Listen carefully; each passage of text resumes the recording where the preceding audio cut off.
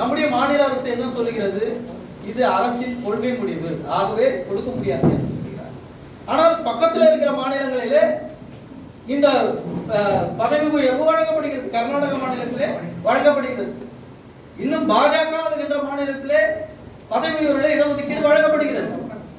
ஆனால் சமூக நீதி பேசுகின்ற இடஒதுக்கீட்டு அடிப்படையில் உருவான மாநில அரசு என்று சொல்லப்படுகிற இந்த மாநிலத்தில் தான் SC/ST பிரிவினருக்கு பதவி உயர்வுல இடஒதுக்கீடு வழங்குவதற்கு நாங்கள் கொள்கை முடிவு எடுக்கிறோம் என்று நிறுத்தி வைத்திருக்கிறார்கள். ஆக இதை எப்படி நாம் எடுத்துக்கொள்வது? இதை நாம் எப்படி பார்ப்பது? இதை ஆபாச பார்வையிலே சொன்னால் ஏழை எளிய மக்களுக்கு இது புரியாது. அரசு ஊழியர்களாக இருக்கின்றவர்கள், படித்தவர்கள் தான் இதற்கு பொறுப்பேற்க வேண்டும். அவர் உங்களை மட்டும் தான் நம்பினார். சாகர தருவாயில் கூட சொன்னார், நான் பெரிதும் நம்பியவர்கள் என்னால் பலன் அடைந்த, இடஒதுக்கீட்டால் பலன் அடைந்த படித்தவர்களும் அரசு ஊழியர்